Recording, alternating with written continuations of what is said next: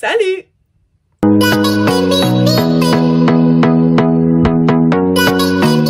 Bon, ça y est, je me suis lancée, je me dis je vais parler toute seule devant la caméra. Très rapidement, je pense qu'on est tous coincés en quarantaine et on s'ennuie tous. Et je me dis, les pauvres au pair, je sais pas ce que vous faites, mais tenez bon. Aujourd'hui du coup je vais parler de mon expérience en tant qu'au pair. Ça fait 3 ans et demi que je suis en Angleterre maintenant et comme beaucoup d'entre vous j'ai commencé en tant qu'au pair, ce qui n'a pas été facile du tout et vous allez voir ça n'arrive pas qu'aux autres. Pour se mettre dans le contexte, j'ai fait un BTS tourisme et je ne parlais pas anglais du tout, ce qui veut dire que à mon BTS j'ai eu en dessous de la moyenne et je me suis dit je ne peux pas continuer comme ça avec un anglais horrible. De plus, j'ai toujours voulu vivre à Londres, j'ai adoré l'Angleterre, je suis tombée amoureuse de Londres quand j'avais 14 ans et mes parents ont toujours su que j'allais partir un jour dans ce pays. Pour trouver ma famille, je suis passée comme beaucoup d'entre vous sur Au Pair World. C'est un site gratuit en ligne, vous créez votre profil, vous dites si vous voulez partir en Angleterre, en Amérique, en Australie ou ailleurs. Vous pouvez ensuite tout de suite trouver la famille que vous désirez. Donc c'est ce que j'ai fait au mois de mars, alors que c'était les portes ouvertes de mon ancien lycée.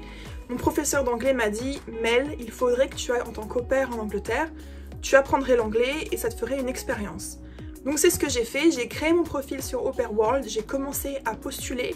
Je vous rappelle, je ne parlais pas anglais, donc c'était extrêmement difficile de faire une présentation anglaise ou de répondre aux familles. Et j'ai trouvé 2 familles. Donc une famille était, je crois qu'elle était au nord de Londres, c'était une famille moitié allemande, moitié marocaine, il me semble, avec 2 enfants. J'ai eu un entretien Skype qui s'est super bien passé.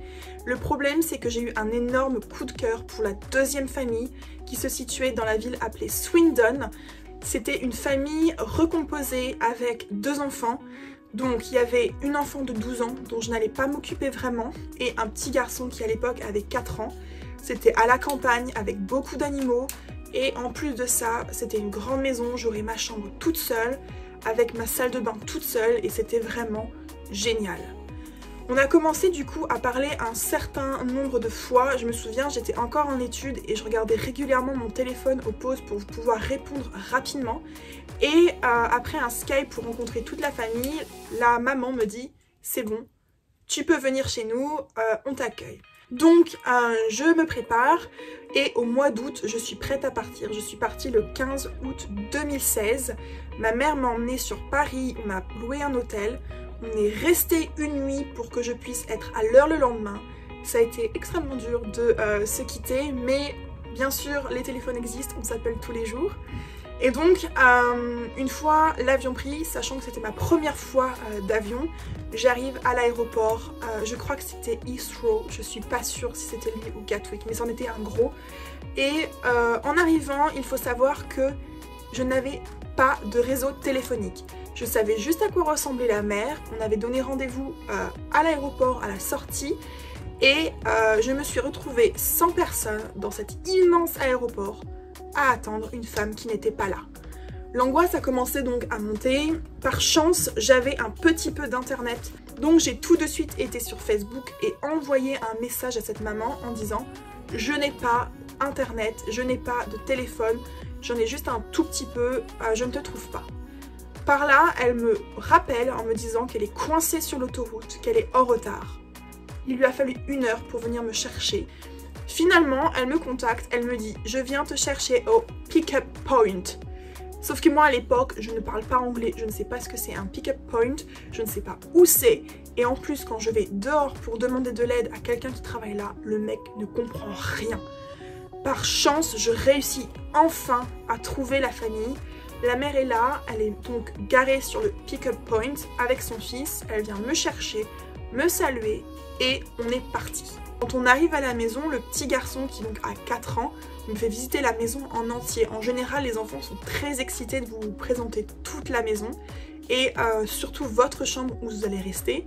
Donc il me présente cette immense chambre, je me souviens le papier peint était rose, j'avais un immense lit pour moi, une armoire, une commode et une grande salle de bain, ensuite. Donc c'était vraiment juste parfait. Et le papa me monte mes valises dans ma chambre et me dit écoute, tu t'installes, tu prends ton temps et quand tu as terminé, tu descends, nous on est en bas, on te fera visiter le reste de la maison, on te montrera tout ce qu'il faut et de toute façon tu ne commences pas avant demain. Donc je me pose dans cette immense chambre qui était absolument magnifique. Je commence à déballer mes affaires et en fait j'avais un bureau avec un ordinateur et je vois qu'il y a un classeur rouge avec les activités en fait que je dois faire. Et quand je l'ouvre, je me suis rendu compte que c'était l'enfer. Jour par jour, j'avais le programme de ce que je devais faire. Je ne devais donc pas, comme dit pendant les conversations, m'occuper d'un enfant et faire du light cleaning house. Je devais faire tout le ménage de la maison. Le lundi, je devais donc nettoyer toute la grande cuisine, la salle à manger et le salon, ce qui voulait dire aspirer mais aussi polir le sol parce que c'était un sol en marbre. Je devais faire les surfaces, le bois, les fenêtres, tout en m'occupant d'un petit garçon de 4 ans évidemment. Le mardi, même travail, mais dans une pièce de l'entrée qui était un peu moins grande, du coup je m'arrangeais toujours pour le faire le lundi. Le mercredi, je devais faire l'intégralité de la chambre des parents et la salle de bain, changer les draps, tous les trucs comme ça. Le jeudi, je devais faire la chambre des 2 enfants, salle de bain incluse. Et le vendredi, je devais faire le repassage de toute la famille, sachant qu'en général, j'avais 1 ou 2 vêtements des enfants et que c'était que des chemises du père ou de la mère. Et j'ai oublié de préciser, mais la maison est un ancien bed and breakfast qui comportait 6 chambres et 6 salles de bain. Je vous laisse donc compter le temps de ménage que j'avais. Donc à ce moment-là, je me dis, qu'est-ce que j'ai fait? Je me souviendrai toujours de ce moment-là. Je me dis, qu'est-ce que j'ai fait?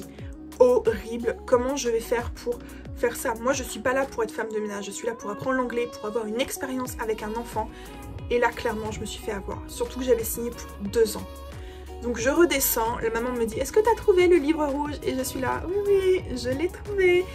Alors qu'en fait, je me rends compte que c'est pas du tout ce que je veux. Et donc, de là commence mon expérience en tant qu'au-pair. Au début, tout va plutôt bien. Je fais mes tâches, de toute façon, je suis coincée dans un pays, dans une ville loin de tout parce qu'il n'y avait pas de transport en commun, il fallait absolument que je conduise une voiture. D'ailleurs, je conduisais une voiture là-bas, j'ai eu des cours de conduite par le père, j'adore conduire en Angleterre et le point positif d'ailleurs, c'était que j'avais la voiture rien que pour moi, je payais juste l'essence de mes sorties personnelles, mais sinon j'avais le droit d'avoir une voiture gratuite et ça c'était un vrai plus, j'en parlerai après.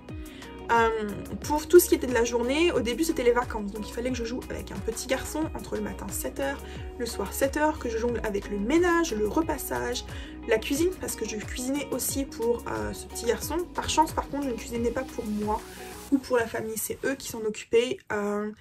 Et bientôt arrive l'école, donc j'emmène le petit garçon à l'école, on s'entend très très bien.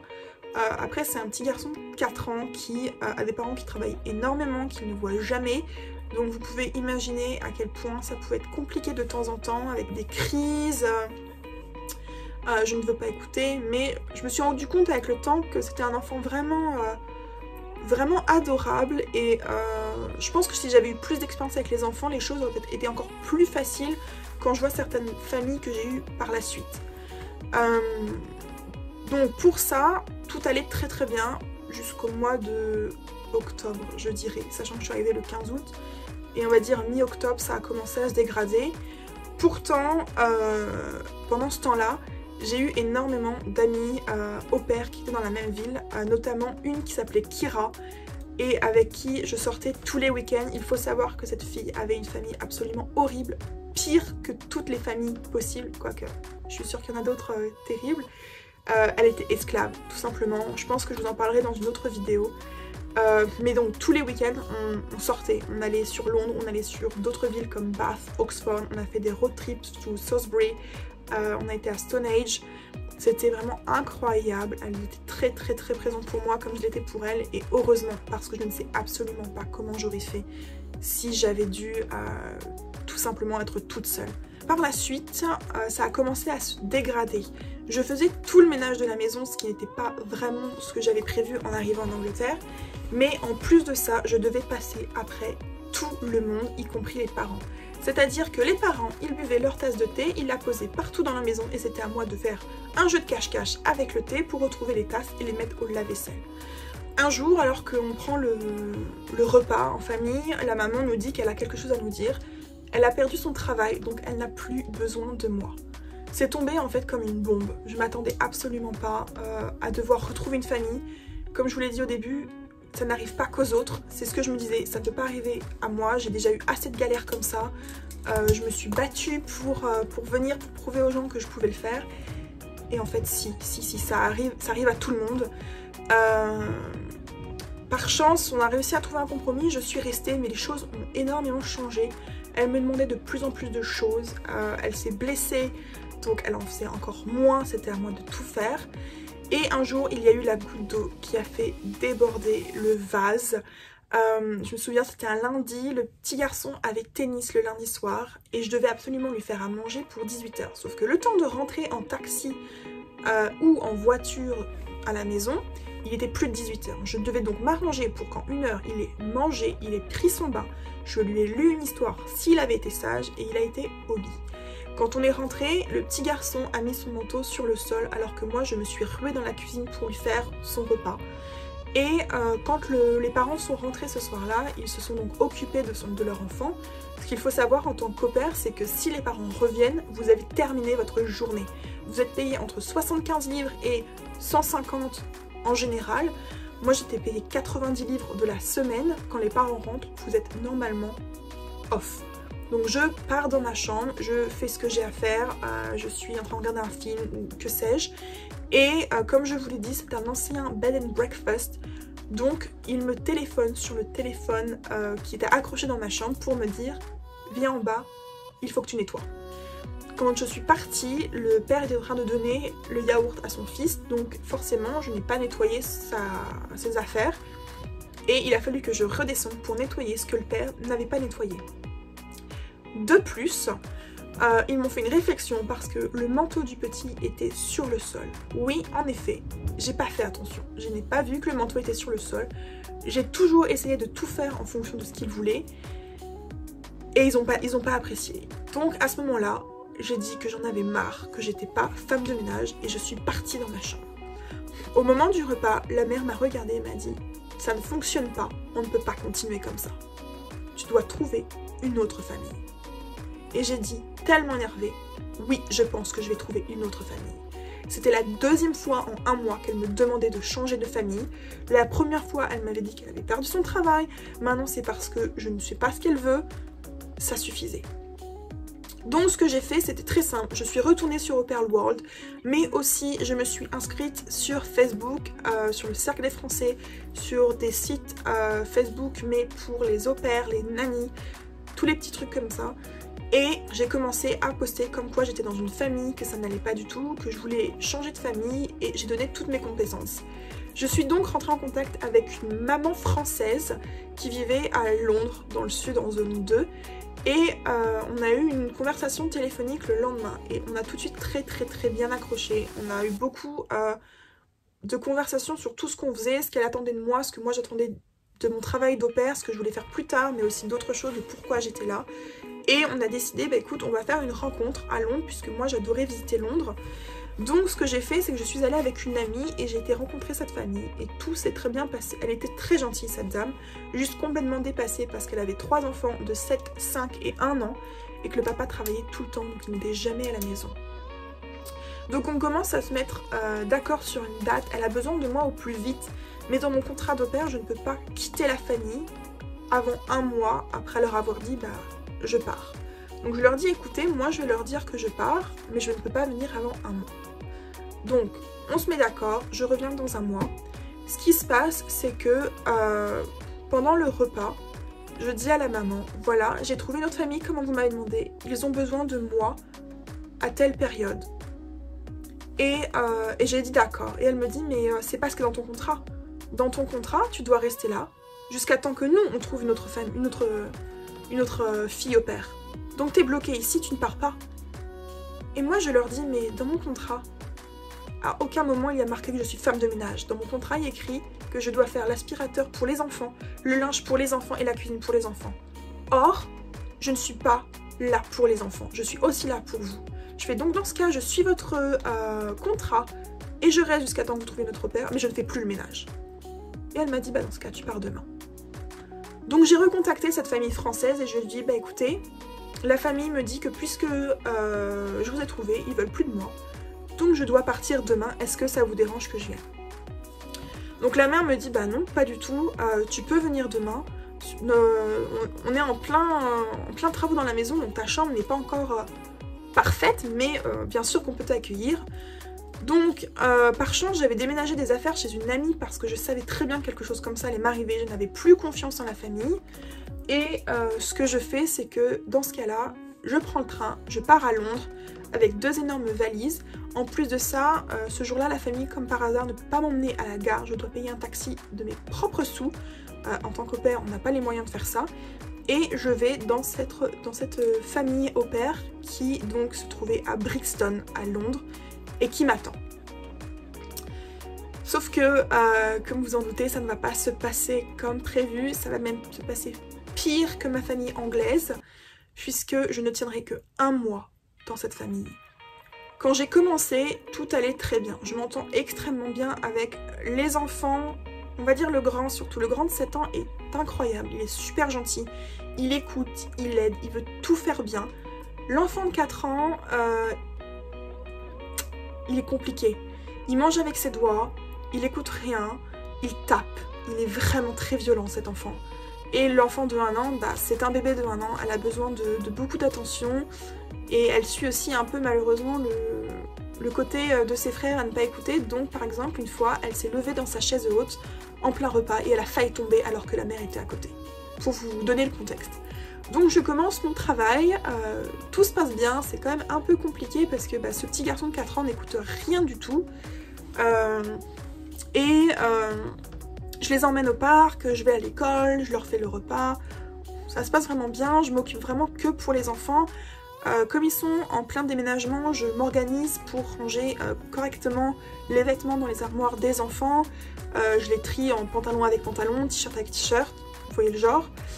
Ce que j'apprends par la suite, c'est aussi que les parents, en fait, ils vont divorcer. Ils sont ensemble, mais le père va partir pour des raisons personnelles. Et c'était pas prévu ça, non plus. Mais bon, moi ça me dérange pas, ça ne change rien, sauf que la mère commence à changer totalement, son caractère est complètement différent. Et malheureusement, un jour, alors que tout se passe super bien, elle me dit même franchement, t'avoir à la maison, bah ça aide énormément. Elle me ramène les enfants, c'était un jeudi, c'était le jeudi 3 janvier 2017. Elle me ramène les enfants à 3 h, ils n'ont pas mangé. Donc je leur fais des petits pois, des saucisses, je crois qu'il y avait des pommes de terre. On se met à table tous les 4, donc les 3 enfants et moi, et on mange. Comme je vous ai dit plus tôt, l'enfant de 4 ans n'écoute rien et il mange avec les mains. Et c'est tout à fait ce qu'il se passe. Le petit garçon de 7 ans mange sans problème, le garçon de 7 ans ne veut rien écouter, ne veut rien manger. Et je lui dis, écoute, il n'y a pas de problème, mange un tout petit peu et tu pourras avoir ta pièce en chocolat, puisqu'il voulait sa pièce en chocolat pour le dessert et que bah, la mère disait oui, donc j'ai dit ok, mais il faut que tu manges. Et à un moment donné, l'enfant n'est vraiment pas sage, le bébé commence à se mettre à pleurer et je dis à l'enfant de 4 ans, je comprends pas, je fais, t'es pas gentil avec moi, je fais, ta mère elle a quand même énormément de courage parce qu'elle est toujours là pour toi et t'es pas gentil avec nous, tu nous tapes, tu nous réponds, on comprend pas, on est toujours là pour toi. Et donc je prends le bébé qui pleurait parce qu'en même temps elle m'a donné un bébé à 3 h de l'après-midi avec une couche sale. Je monte au 2e étage et je vais dans la chambre des garçons pour changer l'enfant sur le sol parce qu'il n'y a pas de table à longer dans cette maison. La table à longer que j'ai découverte peu avant, en fait elle sert de dépotoir pour tous les trucs qui sont à ranger. Donc il n'y a rien du tout pour longer le bébé. Je la mets sur le sol, j'attrape un coussin pour le mettre sous sa tête pour qu'elle soit plus confortable et je commence à lui changer la couche. La mère arrive au même moment et elle me hurle dessus, comme quoi j'ai frappé son bébé. Non. Ce que j'ai fait, c'est que j'ai pris un coussin, je l'ai mis sous sa tête. Je lui explique, elle me dit non, je t'ai vu. Tu as pris le coussin et tu as frappé mon bébé. Il faut savoir aujourd'hui que je suis nanny. Il est hors de question de taper un enfant. Je suis choquée, je ne comprends pas, je change sa couche, vous voyez bien qu'elle a le popotin plein de caca. Qu'est-ce que vous voulez que je fasse? Que je la laisse courir partout? Elle fait, tu es trop dangereuse, tu prends tes affaires et tu dégages. Nous sommes le 3 janvier, il est 17 h, je suis toute seule à Brixton. Au début, je me dis c'est pas possible. On a déjà parlé de ce genre de choses, elle-même elle avait une mauvaise famille quand elle était au pair, elle va pas me mettre dehors, c'est pas possible, elle me fait peur, mais je monte dans ma chambre et je commence à faire mes affaires. Au bout de 5 minutes, elle vient me voir, elle fait j'espère que t'as terminé, je ne veux plus te voir, tu te dégages. Son fils de 7 ans est en pleurs parce qu'il m'adore, il veut pas que je parte, mais elle n'en a rien à faire. Elle me fait elle est trop dangereuse cette fille, elle dégage. Je prends mes affaires, il faut savoir que je ne suis pas rentrée à Noël cette année-là parce que je n'ai pas pu. J'ai donc énormément de cadeaux de Noël. Je prends tout ce que je peux avec moi. Je prends tout ce qui est électronique parce que je sais que des choses vont disparaître. Je prends tout mon maquillage, j'adore le maquillage, j'avais au moins 1 kg ou 2 de maquillage. Je prends des vêtements parce que je vais avoir besoin de vêtements et je prends mon plaid que j'ai acheté le mois précédent parce que je me dis si je dois dormir dehors, je vais avoir froid. Et je sors de la maison. Elle me met dehors, elle me pousse dehors avec ma valise, mon énorme valise et mon énorme sac et je n'ai nulle part où aller. À ce moment-là, vous imaginez bien, j'ai beau avoir 21 ans, je suis en pleurs. Je sais pas où je vais. Je ne sais absolument pas où je vais. Je suis tétanisée, je ne sais rien de Londres. Je viens juste d'arriver, j'ai beau avoir fait des voyages avant. Brixton, c'est grand quand même, c'est un peu flippant. Ça n'a pas une grande réputation au niveau du parc la nuit. Donc, ce que je fais, c'est que comme j'ai du internet sur mon réseau français, je mets un message sur le cercle des Français. Et ce jour-là, j'ai vu la solidarité des gens. Je mets help. Je suis au pair, on vient de me mettre à la porte pour une raison stupide. J'ai nulle part où aller, je suis prête à dormir sur le sol, s'il vous plaît, me laissez juste pas dehors, je peux pas. Évidemment, vous en douterez, j'ai reçu énormément de messages de garçons qui me proposent un bout de leur lit, un bout de leur canapé, un bout de ci, un bout de ça. J'ai pas confiance. Je sais qu'il y avait des garçons très gentils qui m'ont proposé parce qu'ils m'ont repris de mes nouvelles quelques mois plus tard pour savoir comment je m'en étais sortie. Mais ne connaissant pas les hommes, j'avais pas très envie d'aller chez un garçon. Je l'aurais fait, honnêtement je l'aurais fait, je serais pas restée dehors, j'aurais pris le risque d'aller dehors, d'aller chez quelqu'un, pardon. Mais c'est très angoissant. Je reçois enfin le message d'une femme absolument géniale, elle s'appelle Ségolène et elle m'explique qu'elle habite à tel endroit de Londres qui était à l'opposé de là où j'étais, qu'elle a une chambre à louer si j'ai un petit peu d'argent et qu'elle est prête à m'aider pour la nuit. Je lui dis il n'y a pas de problème, je suis là dans 1 heure parce que ce qu'il faut savoir c'est que Brixton c'est sur la Victoria Line, dernier arrêt. Et elle habitait sur la Victoria Line, je crois qu'elle habitait tout au nord, il me semble, je sais plus exactement où, mais il me semble qu'elle habitait tout au nord de Londres. Je prends donc ma valise, mon sac, le peu d'argent que j'ai sur moi, parce que je n'ai pas été payée de ma semaine non plus, et à l'époque j'étais payée 75 pounds dans cette famille, et je pars chez cette femme. Quand j'arrive, je suis en panique, je ne sais pas où je suis non plus, je ne connais pas cette personne qui m'accueille chaleureusement, elle me montre le lit, la chambre où je vais dormir, elle me laisse appeler ma mère, elle me donne le wifi, enfin tout, et je vais rester 1 semaine chez cette personne qui va m'aider pour la suite. Voilà, c'était mon expérience d'au pair. J'espère que ça montrera à certaines personnes que être au pair c'est pas facile, mais il faut absolument pas baisser les bras. Donc si vous voulez plus d'informations ou si cette vidéo vous a plu, n'hésitez pas à me le dire et je vous retrouve bientôt pour une nouvelle vidéo. Bye!